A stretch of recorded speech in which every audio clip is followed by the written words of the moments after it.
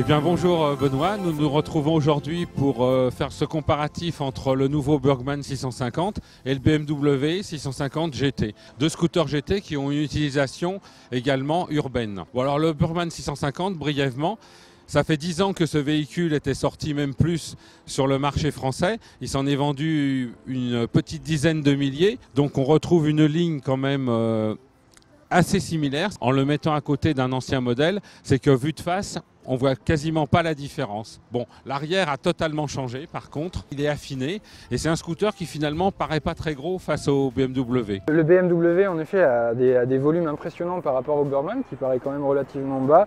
Lui est plus haut perché, notamment au niveau de la selle qui est à 780 mm contre 750 sur le Burgman.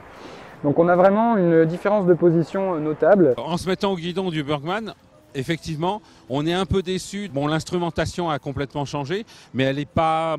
Il n'y a rien de révolutionnaire. Il garde ses rétros que l'on peut fermer électriquement pour remonter les fils plus facilement. Il y a des poignées chauffantes sur cette version donc exécutive, également fournie avec un dosseret passager. Mais il n'y a pas ce petit truc technologique qui est un petit plus qu'on pouvait attendre d'un véhicule au bout de 10 ans, quoi. Les consommateurs attendaient peut-être plus que des petites retouches esthétiques. Sur BM, on a un véritable ordinateur de bord qui va nous permettre d'avoir un affichage complet avec une navigation au guidon. Bon, sur le BM, on a, comme sur le Burgman, une bulle électrique. En termes de protection pure et dure, le BM n'est pas mauvais. Alors les jambes sont moins protégées, mais par contre le haut du corps et le buste sont bien à l'abri. Et surtout, la bulle ne dérange pas, elle ne bouge pas, alors que sur le Burgman, je ne sais pas ce que vous en avez pensé exactement. Sur le Burgman, effectivement, j'étais un peu déçu par la protection au niveau de la bulle, je la trouve un peu petite. Par contre, la protection générale est bonne. C'est sur le frein de parking qui est passé du tableau de bord sur le côté de la selle. La béquille, elle est spéciale en ce sens qu'elle est reliée à la béquille latérale, donc le frein de parking se déploie automatiquement dès lors qu'on a mis la béquille. Par contre, l'inconvénient, c'est que par exemple, on a beau avoir un frein de parking, on ne peut pas faire chauffer son scooter sur la béquille. On est obligé de le mettre sur la centrale si on veut le démarrer. On va peut-être faire un tour des coffres. Alors sur le Burgman, bon, ça reste un grand coffre. On peut y loger 2 casques intégraux sans problème, mais il a diminué de contenance. Sur le BM, c'est une vraie soute, hein. On est plutôt à l'aise. Alors, faut mettre son casque à l'envers, faut vraiment trouver un peu comment agencer. Par contre, on a de la place. On a des rangements qui sont peut-être moins pratiques et moins grands, moins vastes que sur le Burgman. Alors que là, sur le BM, on n'a que deux logements latéraux avec des plastiques un peu spéciaux. Et au niveau de la trappe à essence, elle est fragile, on peut vraiment la déclipser. Et on accède à un bouchon qui n'a pas de serrure, alors que sur le Burgman, c'est une trappe simple qui va lui donner accès à un bouchon fermant à clé. Bon. On va faire un tour. On va voir ça en roulant.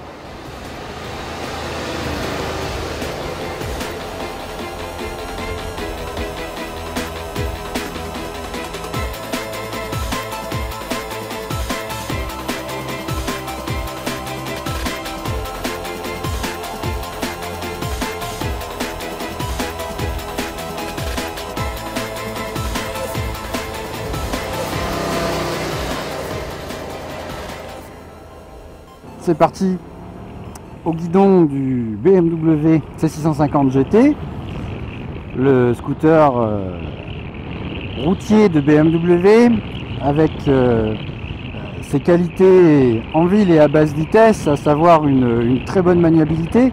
Même si l'on ressent à certains points, l'équilibre est excellent.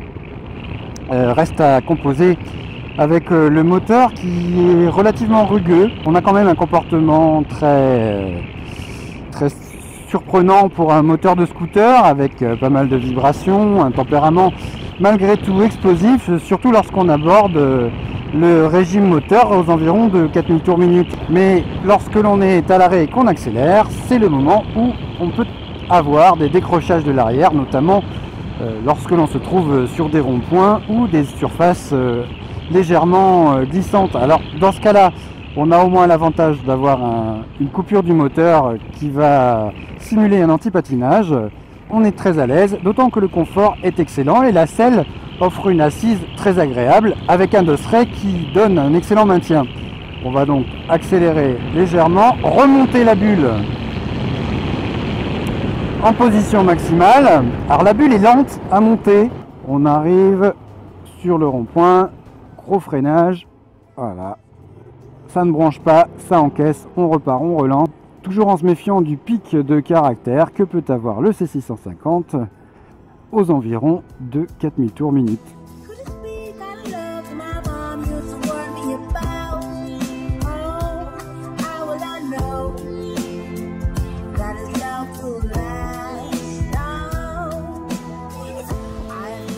Voilà au guidon donc, du Burgman 650 millésime 2013. On retrouve immédiatement les qualités qui ont fait le succès de ce véhicule Suzuki. On ne sent pas le poids malgré son gabarit. Un véhicule très agile et qui est quand même très efficace en ville, surtout avec ses rétros repliables qu'il a conservés. Le moteur est très onctueux. On constate tout de même une petite baisse de vitalité par rapport à l'ancien modèle.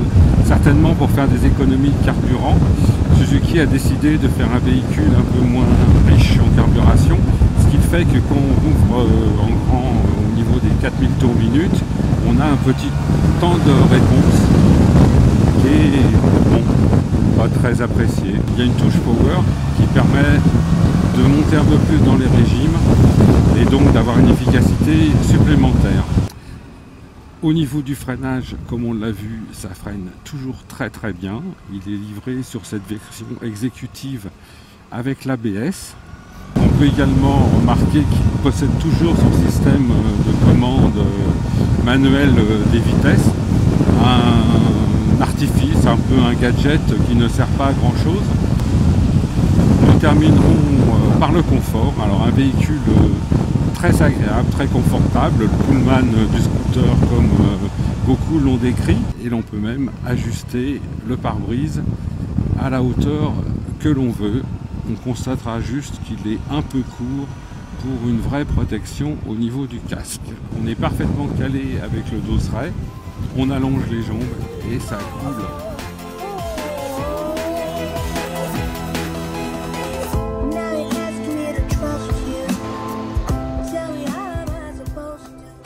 Bon alors un essai, c'est aussi un essai pour les passagers. Benoît, tu as servi de cobaye dans ce comparatif. Donc la place passager, qu'est-ce que ça vaut?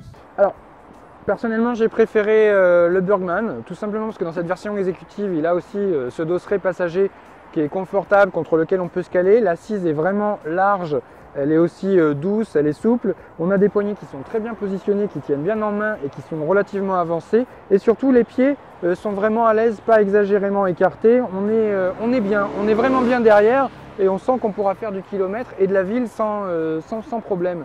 Alors que sur le BM, on a quand même des choses un petit peu différentes.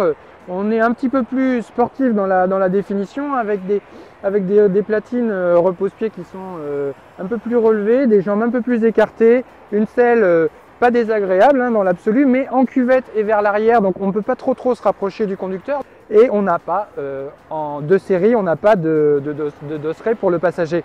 Par contre, on a des poignées qui sont faciles à prendre en main, qui sont agréables. Elles sont légèrement reculées, ce qui peut faire peiner un petit peu plus que sur le Suzuki. J'ajouterais juste qu'au niveau de la conduite, la présence d'un passager se sent un peu plus sur le Burgman que sur le BMW.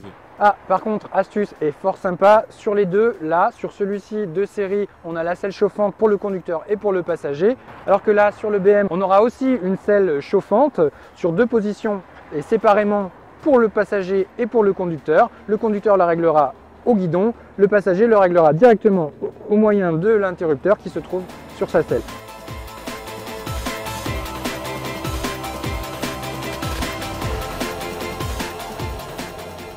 Bon alors Benoît, maintenant ça va être l'heure du bilan. Donc moi personnellement j'ai bien aimé le Burgman en utilisation urbaine et tout, mais finalement c'est un peu des scooters qui sont dans deux mondes. Le BMW, moi j'ai trouvé qu'il était excellent sur la route, un peu rugueux, un peu viril, alors qu'ils sont au même prix, qu'ils font le même poids. Pratiquement, bon, un petit avantage en puissance pour le BMW, mais c'est pas vraiment flagrant. Par contre, c'est aux antipodes au niveau du concept et de l'utilisation. Tout à fait. Alors là, on a vraiment deux mondes différents. J'allais dire le monde Le monde de la berline et du GT pur et dur pour le Burgman, avec un confort Pullman, qu'on va appeler un confort Burgman pour l'occasion.